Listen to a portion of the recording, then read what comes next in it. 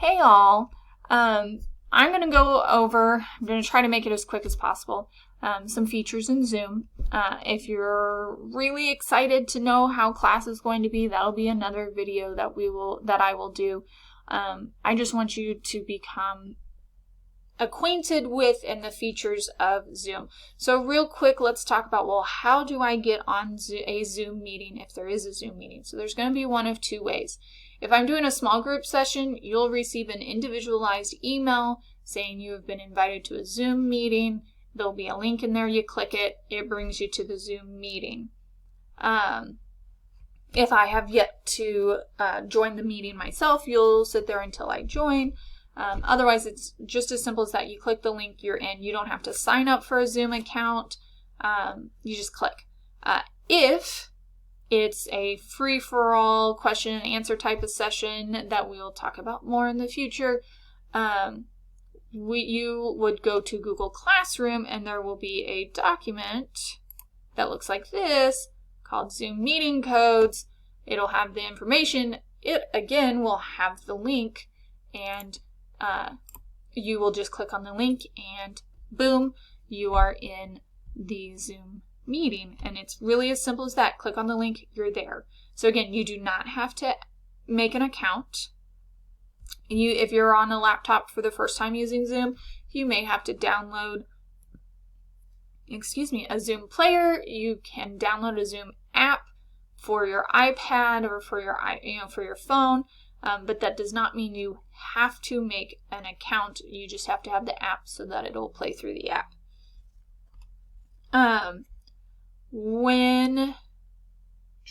So that's how to access. So let's go through some of the features. So you have different view features. So there's either the gallery view, which puts everyone's pictures out, or the speaker view, which puts the person who is speaking in the middle of the screen. So that could be flipping back and forth between who is talking. There is the raised hand feature, which on a laptop, you would go to participants and click the raised hand. On an iPad, it has a 3 dots and more. You would click on that, and that's where you'll find raise hand. I'm guessing that's the same for an iPhone, and I'm not sure about an Android. You kind of have to play around, but I do know, first fact, laptops, it's under participants. And then chat. There's a chat feature. I have disabled the private chat. So it will be, everyone can see it, but if you're someone who doesn't want to speak out on the video, or you have a quick question you want to ask through the chat, just put it in the chat. It does save at the end of each session. And then if we're doing a small group session and we're needing to share screens, then there's a green button that says share or screen share, etc.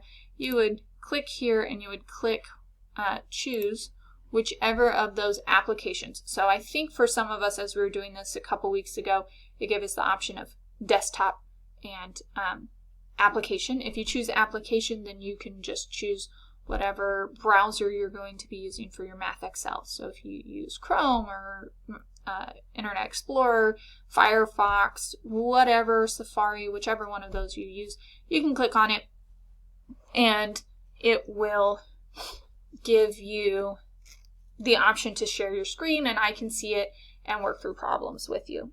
There is another feature that I have, and that would be a breakout feature. I've yet to use it. Keep in mind, Zoom is new for the teachers as well, but there's a breakout session where I can break you up into smaller groups and then hop between the groups.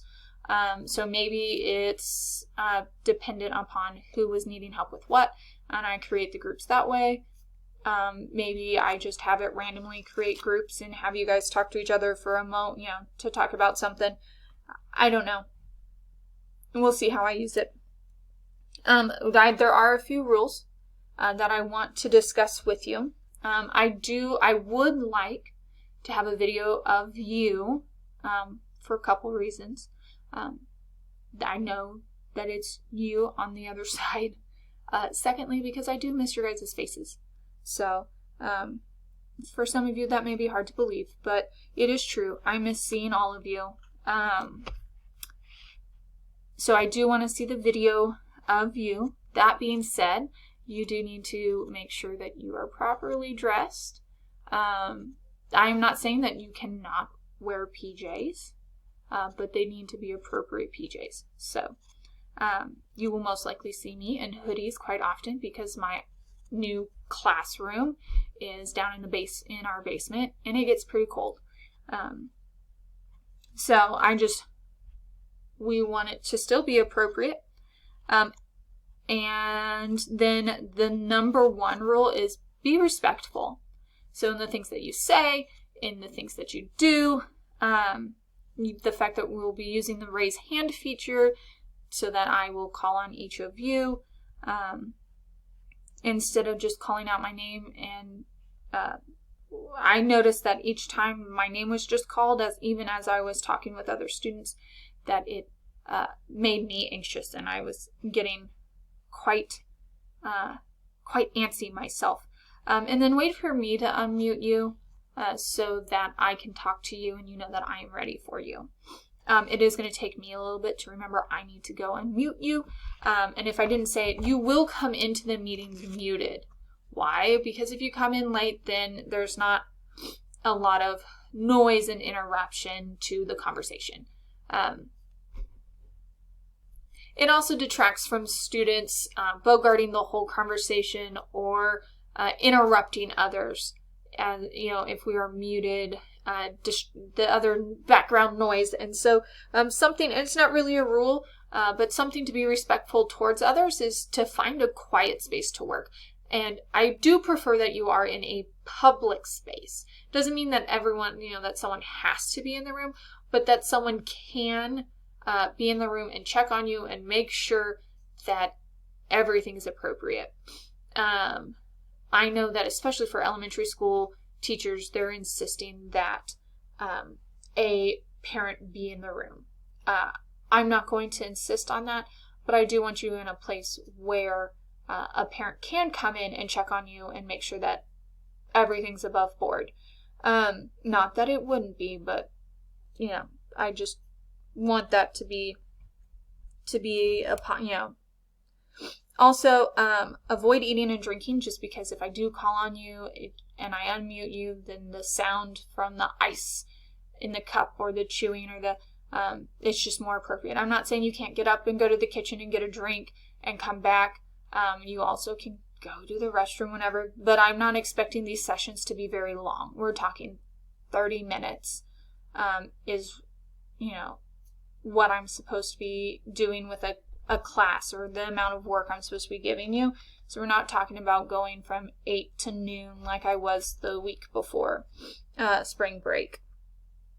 And if I haven't said it, these sessions are going to be recorded. So if there's anything that was like an extreme inappropriate response to another student, then I can easily send it to Mr. Mercer and Ms. Dickus for them to look at and decide what happens from there. And that also being said, I do have the ability to kick you out of a session. And if I kick you out of the session, you will not be able to rejoin the session.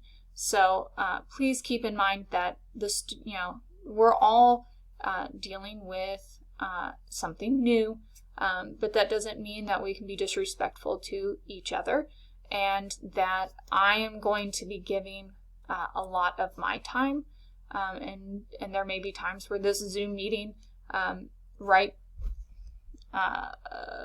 see, let me unpin myself. Right over here is where my children will be working. So there will be times when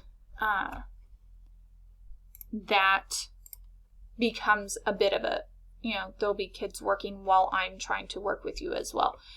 So just keep in mind that I am not only being your teacher, but I've got to help support my 3 at the same time. I believe that is it. If there are any questions, I'll be able to answer them as we go through and learn Zoom together. So I miss you all. Bye.